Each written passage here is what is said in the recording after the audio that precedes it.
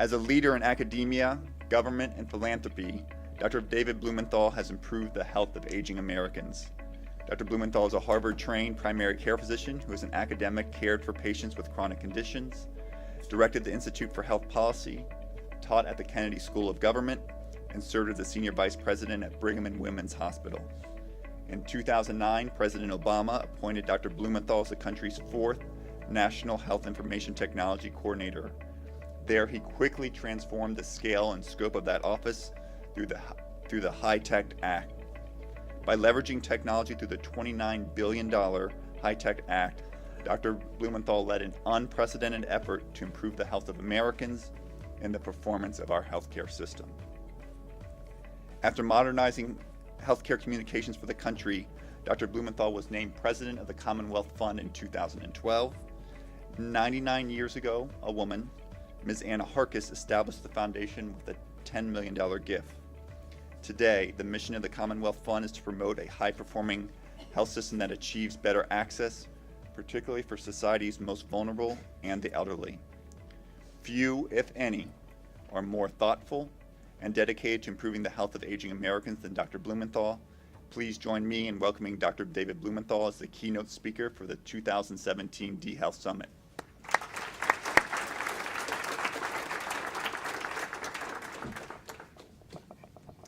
Well, good morning, everyone. It's a privilege to be here, and it's humbling to be with so many experts on aging and the problems of our senior population. I am not a geriatrician. I'm not an expert on aging, but at the Commonwealth Fund, we do a lot of work that I think is highly relevant to the population with which you all are concerned. And that is a population that we call high need, high cost.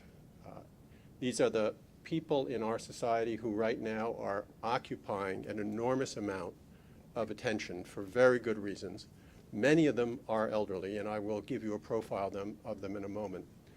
But it is that focus I want to bring and to share with you some of the thoughts we are having along with colleagues, some of whom are in this room today, about how to go forward with improving their care. So what I'd specifically like to do is talk about the challenge of this group of patients and this population in our midst, the high need, high cost population, give you a very brief portrait of who they are and why we need to worry about them, then talk about what works in caring for them, and then since we are interested in digital health here and I have a background in policy related to digital health, talk about the one potential role of digital technology in caring or improving the care of this population.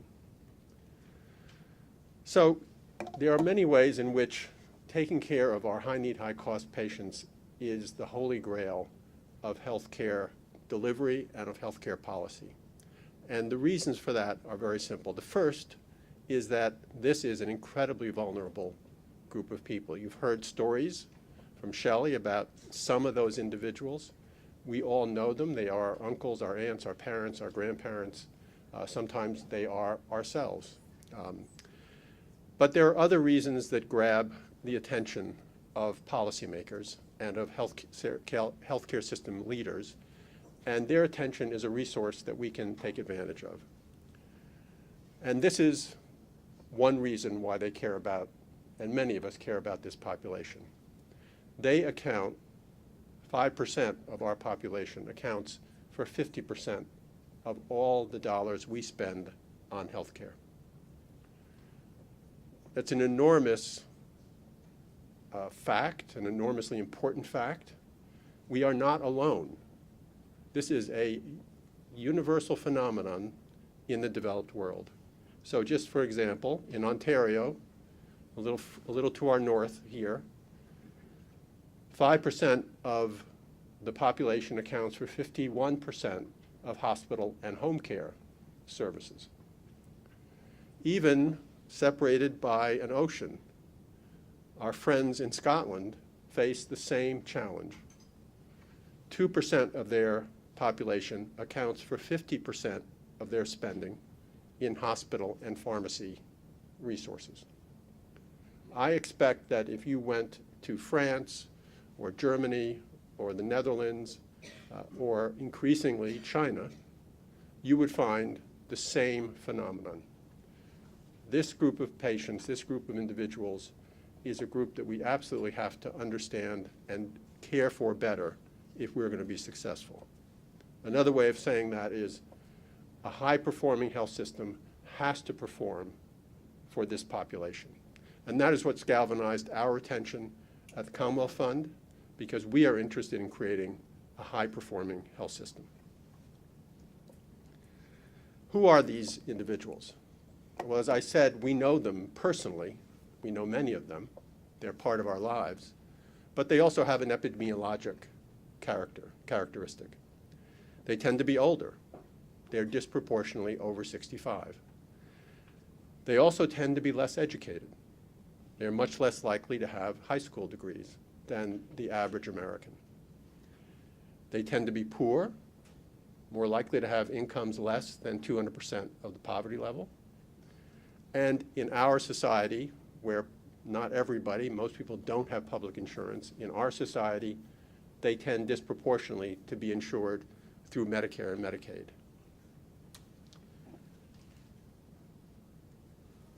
One of the most important attributes of this population is frailty.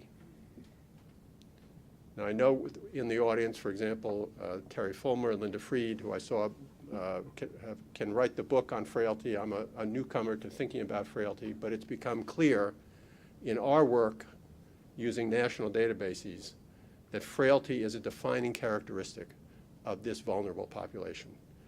If you have a normal level of health expenditures in the United States, you spend about $4,400 a year, $4,800 a year on health care, or that is spent on you. If you have 3 chronic conditions, a lot more is spent, about 50% more. But if you have a frailty, 400 to 500% more is spent on your care. That is a kind of Rubicon that brings people from what we define as average to high need, high cost. Another characteristic is behavioral health needs. So this graphic looks at people with an underlying condition like asthma, or COPD, or congestive heart failure, or coronary artery disease, or diabetes, or hypertension, common chronic illnesses, and looks at what happens when you add progressively a behavioral health and then a substance use disorder to those individuals' profiles. And what you can see, if you just focus on the blue lines, the blue histograms, having a combination of behavioral health and substance use disorder puts you in an entirely different category in terms of the burdens that you carry and the burdens that the healthcare system carries for you. So frailty and behavioral health and multiple chronic conditions are key characteristics of this population. Now, I am, as I'm sure many of you are, frequently asked in cocktail conversation, isn't this about the last 6 months of life? And the answer is, it's not. This is a very diverse population. This actually is a segmentation of an elderly population, not just a high need, high cost population, but it is, I think, characteristic of high need, high cost in general. People with these characteristics have very variable profiles and very variable natural histories for their complications and their illnesses. Some die after a short period of decline. Those are the end-of-life individuals. But some experience multiple exacerbations over a long period of time, and some just have a slow, steady decline, a characteristic most typical of people with dementia in our society. What can we do about these individuals? We've been looking at this at the Commonwealth Fund with the help of 4 other foundations, and I'll tell you about our alliance with them shortly. And increasingly, as we look at models around the country, we see that there are commonalities. This is not a fixed recipe. It's not a perfect algorithm, but commonalities to successful programs emerge. One is that they stratify patients according to those patients' common needs. This is not a one-size-fits-all business. Among this high-need, high-cost population, there are differences, and those differences matter for the design of programs. The second is an intensive investment in care coordination. We hear a lot about that. This is to be successful, you have to take that challenge seriously and invest in it. Shifting care from institutions to the community. We heard a story from Shelley just a few moments ago about someone who, through help of a community-based care program, was able to stay in his home. That is another critical characteristic of successful interventions for high-need, high-cost patients. The integration of medical, behavioral health, and social services. These individuals have frailties, they have social needs, they have behavioral health needs. If we attend only to their medical needs, we will not be successful. And then providers have to have the flexibility to provide the care that's needed. And frankly, our current payment systems do not permit that. And it's an uphill struggle. It's an uphill struggle every day for people who want to provide the right care for this population when they have to get paid under current Medicare, Medicaid, and private insurance rules. There are some exceptions to that, but in general. So one example of this, and this is not an elderly person, but if you gave this person some gray hair, he would fit perfectly. This is an advertising poster from the Commonwealth Care Alliance, which cares for dual eligible populations in Massachusetts. It says, I'm what you might call complicated. High-need, high-cost patients are complicated. But it goes on to say, you're just our type, because this is a program that specializes, looks for this type of individual. The Commonwealth Care Alliance is a health plan and a network of providers that has many locations, 60+ locations in Massachusetts, cares for dual eligibles, both elderly and non-elderly. Some of the elements I just described are characteristic of this method of providing care. Interdisciplinary primary care teams, not just involving primary care physicians and nurses, but also social service provision and behavioral health provision, and non-professional caretakers. Individualized care plans, realizing the aspirations of the individual patient, not the aspiration of the provider, including long-term care as part of the provision of services, blended Medicare and Medicaid funding, which provides flexibility, and the results have been promising for the Commonwealth Care Alliance. It's one program, one of several that we've identified, and all these programs continue to be evaluated. I mentioned a coalition that we've put together along with 4 other foundations, Commonwealth Fund along with the John A. Hartford Foundation, and Terry Fulmer is here, the SCAN Foundation from California, the Peterson Center for Healthcare, the Robert Johnson Foundation. We have all been working on this issue of high-need, high-cost patients. This is a New England Journal perspective that we published about a year ago that talked about why we're doing this and why we're working together, and it's for the reasons I've been discussing. We have, the first thing we've done is put together a playbook for the care of high-need, high-cost patients. It can be found at www.bettercareplaybook.org. The goal of this is to reduce the time it takes for programs that want to care for this population better to stand up an effective program. We don't claim to have all the answers, but we claim to have the best information that's available, and we are constantly updating it. No need here to reinvent the wheel.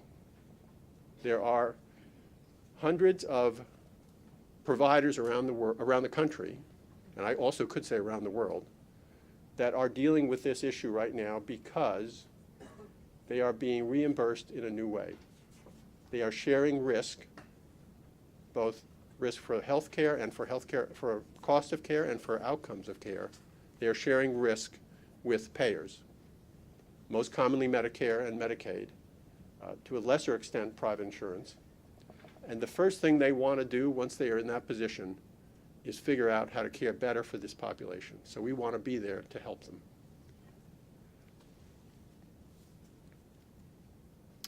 I'm going to switch foci now, switch concentration, and talk about a digital perspective on the care of high-need, high-cost patients, and share with you a vision that we at the Commonwealth Fund, and there are a couple of my colleagues here, Eric Schneider and Lavisa Gustafson, who are really in the thick of this, a vision of a tool that we think could be really powerful in helping to care for this population, as well as other populations. But I think it has particular application to high-need, high-cost patients. And that's something we call a digital health advisor. You can call it anything you like. It's the concept that matters. The concept is of a cloud-based resource built upon a complete set of individual information, digital information about the patient at question, the person in question, supplemented by decision support and community resources, information about community resources, available care in a community, supplemented by information about that individual's healthcare coverage, deductibles, co-pays, formularies, eligibility for programs, all in a mobile device made customer-friendly, user-friendly, and available both to the individual patient and also to their caregivers, who may actually be more likely to use it for the facilitation of that individual's care. This is a route both to better care and to empowerment of individuals who need the healthcare system commonly. Now, one of the challenges we have in our healthcare information world is getting access to data. One of the challenges that I faced as the National Coordinator for Health Information Technology, and one which I can frankly admit I was less than fully successful, actually not very successful at all, was in promoting interoperability and exchange of healthcare information. That remains a very, very difficult front and center challenge for our healthcare system. Now, there are some technical reasons why it's hard to do that, but the major reasons are not technical. They are political and economic and sociological. And I could dwell on this at great length. But there is a new potential perspective on how to untie this Gordian knot. It's actually not so new, but some of us are new to discovering it. And that is the idea of putting the patient at the center of the information universe.